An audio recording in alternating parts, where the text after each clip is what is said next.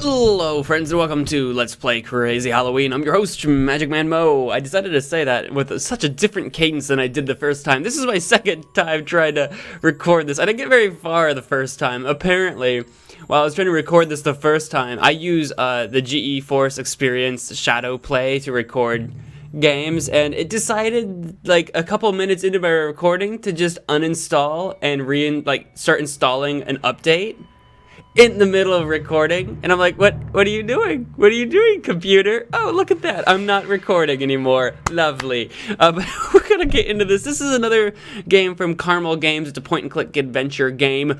That said, it's a little strange that it's a Carmel Games game, but this one's being hosted on mousecity.com.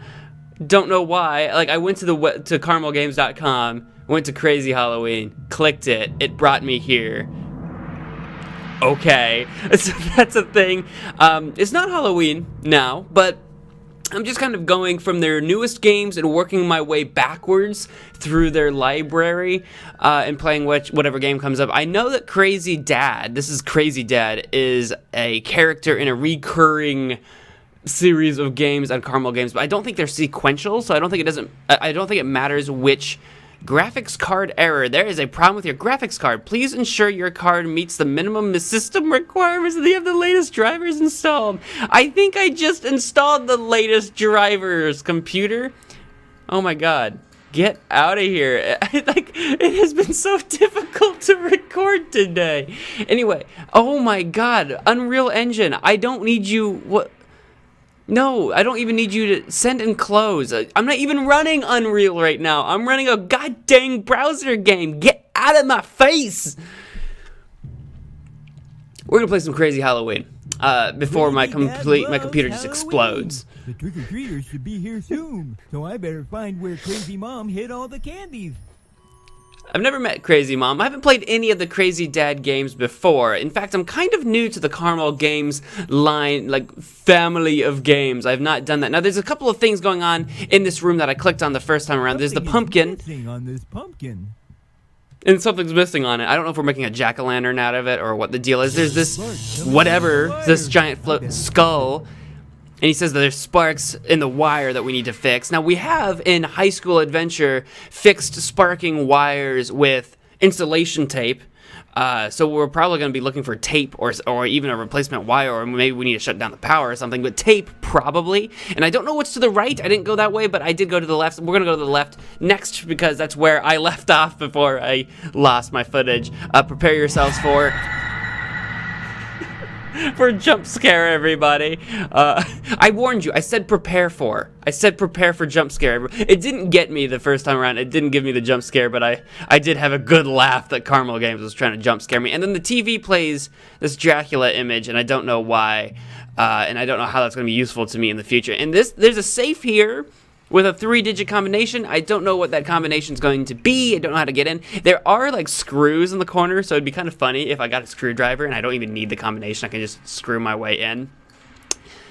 That's what she said. But and it's interesting too. Like, this is horrible design for a save, for a vault. Like, if you have an actual vault with any kind of like combination or digital whatever, if there are screws that allow you to get inside it, Don't buy that vault. Don't buy that safe.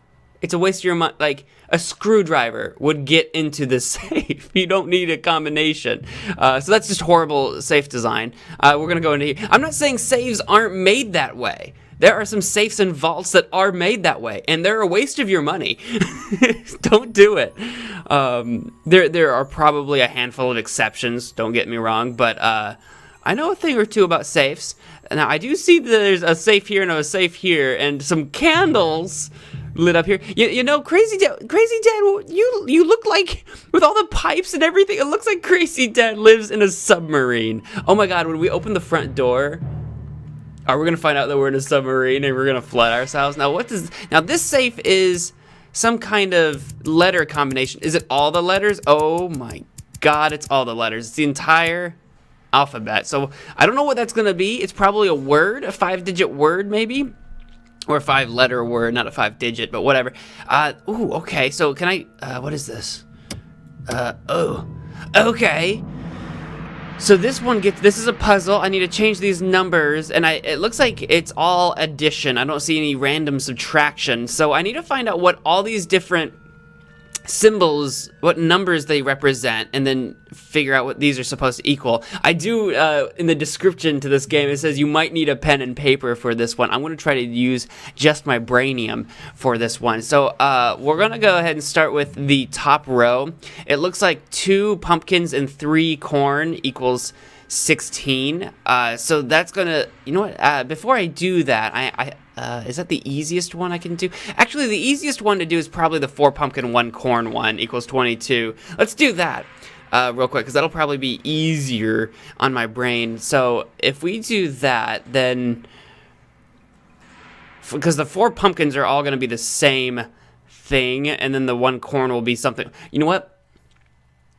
I am going to use paper. It'll be faster. It'll be a lot faster. I actually have some paper here, not because I prepared for this, but because I just happen to... I try to always keep paper and pencil with me. Okay, so here you can see my work. I'll try to keep this as short and painless as possible, but it was a lot more involved than I thought it was going to be. I started my math by starting with column 1. I saw that there were 4 pumpkins and 1 corn in column 1. So I would label the pumpkins P and the corn C.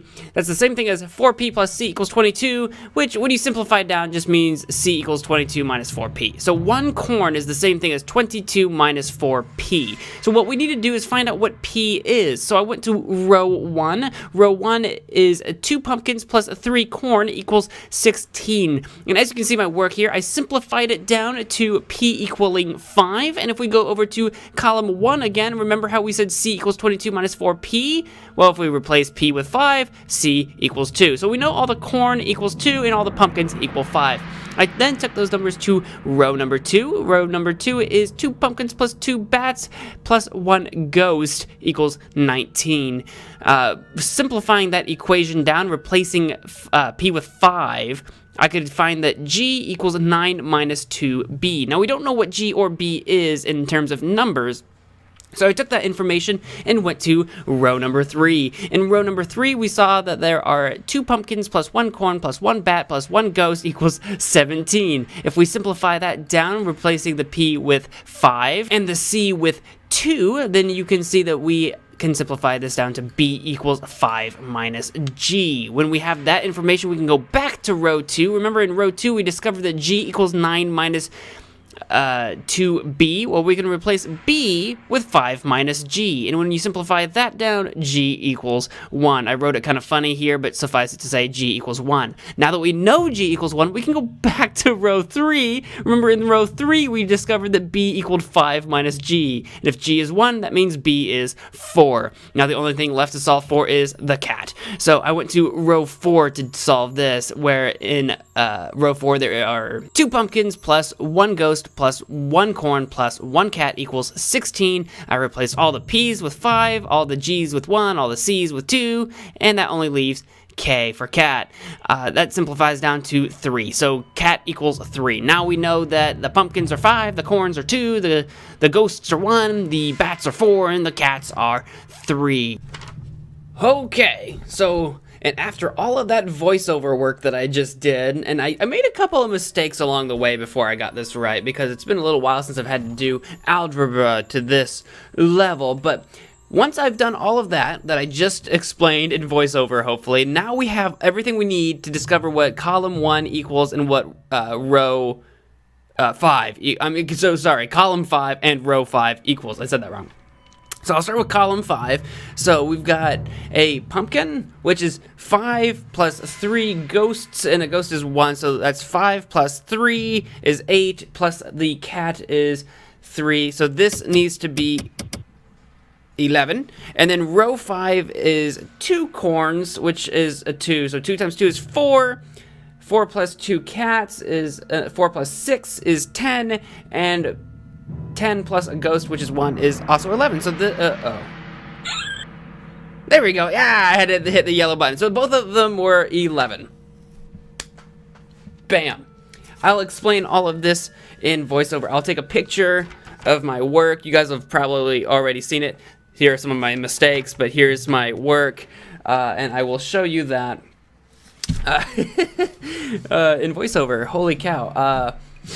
I didn't, when I first glanced at it, I didn't think it would be so involved. And then as I started to think about it, I'm like, oh, it will be. This is going to be involved. So yeah, paper and pencil definitely needed. Definitely some higher level algebra. Well, not really higher level algebra, but like if you're younger and haven't taken that level of math yet. Oh, we got a knife. Don't mind if I do. Also, my mouse is moving really slow, so this is going to be interesting. Everything's falling apart.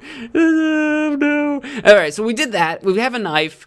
We still don't know how to deal with this safe. This is an excellent stopping point, I think, for this episode. I'm gonna go put this knife in that pumpkin, I think, and continue to explore that room to the right. Whoa, don't go anywhere just yet. I was going to stop the episode there, but it was really short. I'm just gonna put this part and the next part together. Let's keep going. Hello, friends, and welcome back to another episode of Let's Play Crazy Halloween. I'm your host, MagicManMo, and last episode we did a bunch of math. So I hope you guys enjoyed learning some math. We also acquired a knife that I think I want to go stab into a pumpkin. I still don't know what the Dracula TV is all about. Maybe it's nothing. All right, stick a knife. Ow! Did he say anything? Much better. I've got a hammer and something else. And a note inside the pumpkin. What's the note say? What does the note say? What does the note say? Note. Add each pair of blocks together to find out the number above them. What? Add each pair of blocks together to find out the number above them. Each pair? Okay, I get it. But I don't think we have all the information we need. So, like, 2 plus this number should be 4. Oh, actually, we do have everything we need. Hang on, let me just, in case I need to scribble on some paper again. I have a blank sheet of paper somewhere, right? I do.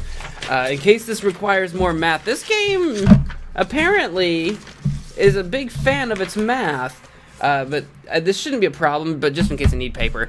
So like 2 plus something has to equal 4.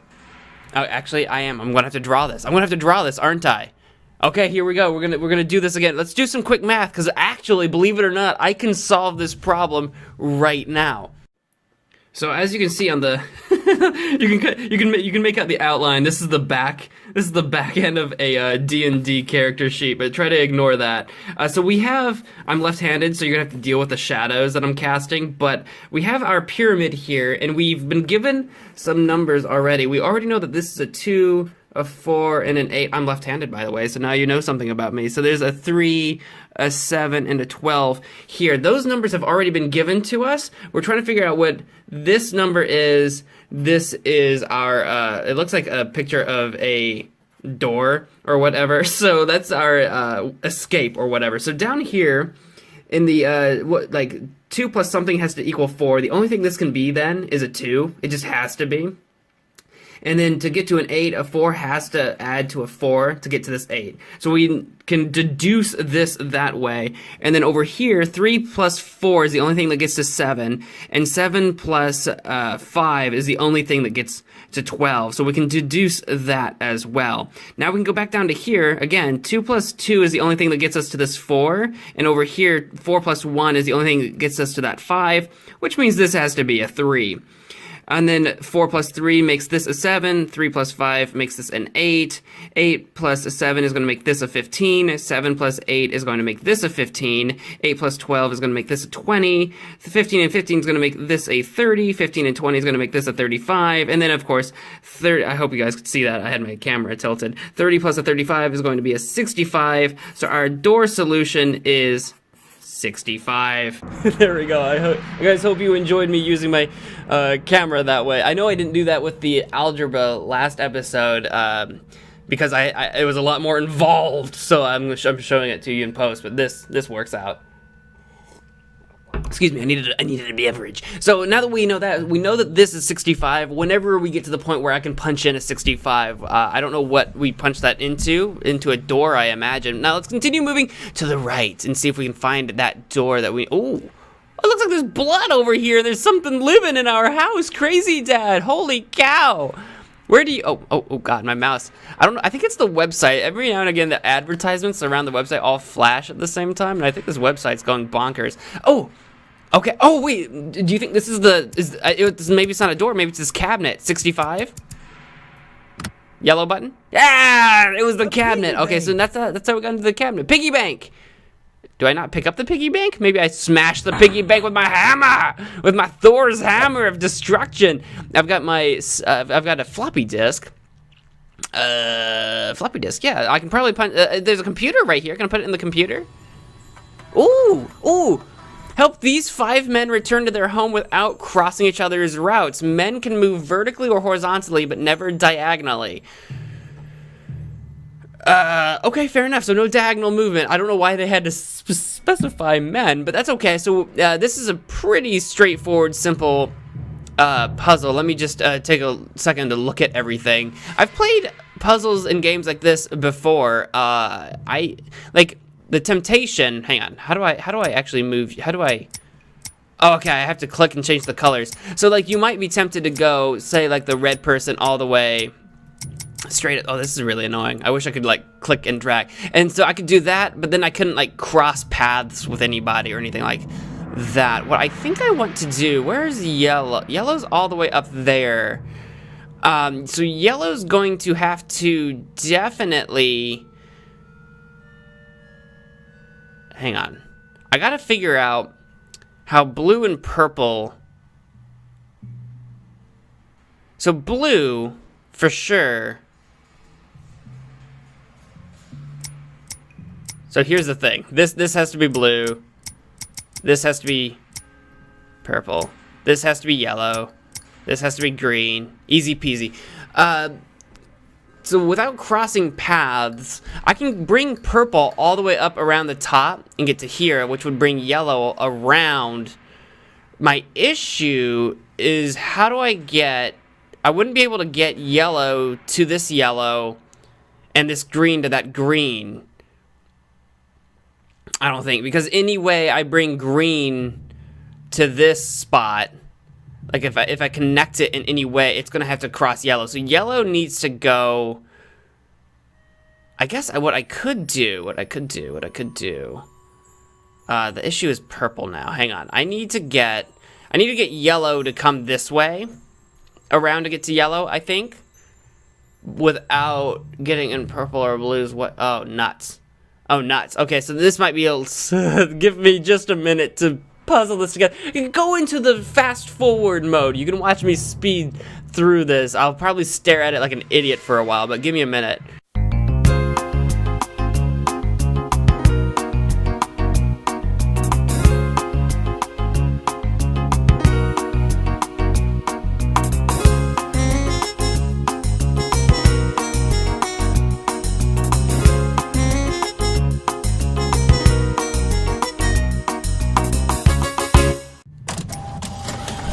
There it is. There it is. That took a minute. I got really close and then I got stumped for a second. I had to like rework it in my head. I'm like, I need it to snake just right. And I'm like, I know it's going to take up every single freaking square. I knew it was going to. Sorry, that took a while. All right, what do we got this time?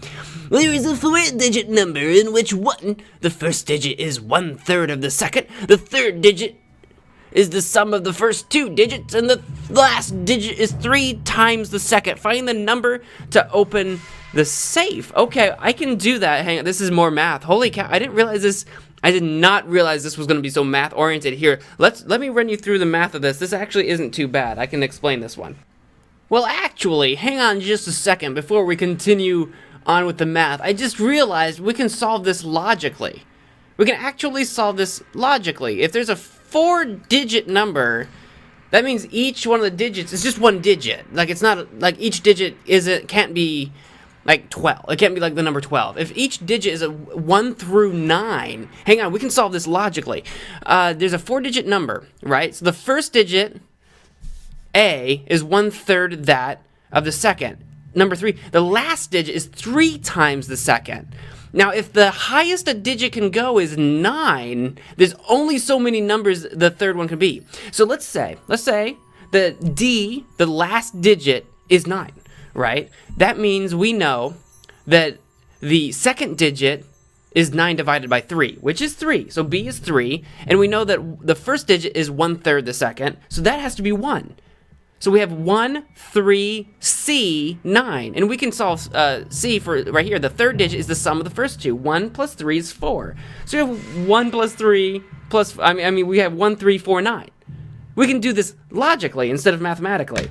Sorry, that was, I was about to make that way more complicated than it needed to be. Because these aren't equations. These aren't equations. We can solve this one logically. So 1, 3, 4, 9 is what we have here, and that's said to open the safe.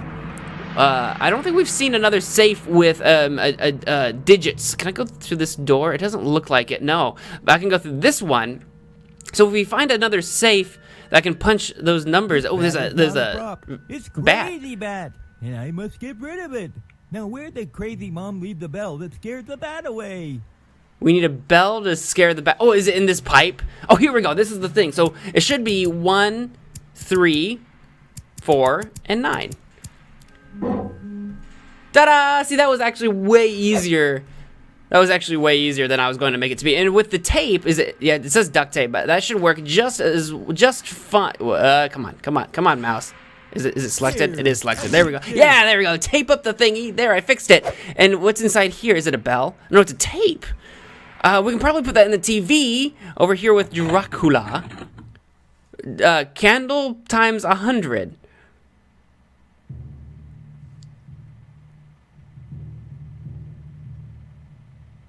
Hang on. Candle time. I think so as well. Candle is a 6-digit word. Oh, this is a 5-digit. Okay. So I can't get into there with candle.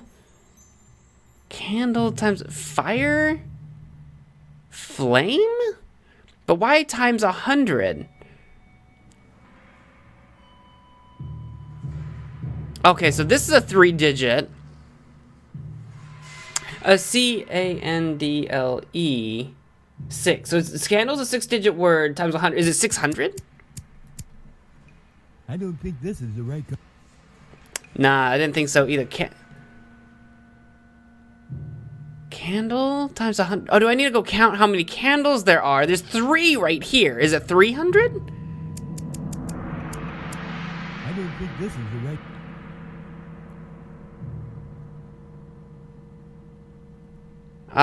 There could be some more candles around that I haven't paid any attention to, I guess. Oh, there's another 3 right there. And 2 right there. So there's 8? 8 candles? 800? Ah, 800. There were 8 candles. Yes. And there's the bell. And we've learned that the bell apparently scares the bat away. Boom. Ta-da. And what do we got here? B-O-M-R-N-S-W-W-E. That has to be for the 5-letter thingy, because there's 5 here. So north is B, south is R, west is O, and east is N. Broom! The broom is our word. Hang on. This might be it. This might be the end of the game. It might be in this safe. All the candy might be in the broom safe. And now I want to be very careful that I don't go too far, because I don't want to go through the entire alphabet over and over again. M-N-O, M-N-O, and I need the M coming up. L-M. There we go. Broom. There's the candy. No tricks on Crazy Dad this year. Just treats, joy, and serenity. All right, that's weirdly poetic. Ding dong, ding dong, wing wong. Trick or treat. Yay! We did the thing. We got the candies. Of course, I have treats for you. Crazy Dad doesn't want any tricks this year. It makes him go crazy. Here are your treats. Wait, I'm allergic to gluten. I want. Well, maybe. Oh no! Oh, they're all gonna complain. Vegan candy? Well, I guess I'm sure they make that. Allowed to have sugar. If you guys have all these restrictions, why do you bother? I have lactose intolerance. I only eat whole wheat candy. Crazy Dad is about to go crazy. So kids, you get what you get what I give you, and then it's up to you to decide whether it's safe to eat. Holy cow. That's it. That's it for the game. What are these? Oh, Midnight Spooks, I think these are other games. Check out more spooky games. Really? Yeah, these must be other Carmel games as well. We'll get to those in our own time. But that's gonna do it for Crazy Halloween. That was a lot more math than I thought we were going to get. I'm glad that I figured out pretty early on not to do like the AB. Yeah, there was a lot more math involved in this one than I thought there would be. But that was nice to stretch and use my brain. I haven't had to do that kind of math in a while. I used to be pretty darn good at it, and it took me a minute to get all caught up to speed this time around. Anyway, I hope you guys enjoyed that video. If you did, please do all the things. But whatever you guys do, I want to thank you all so much for watching, and until next time, wash your hands.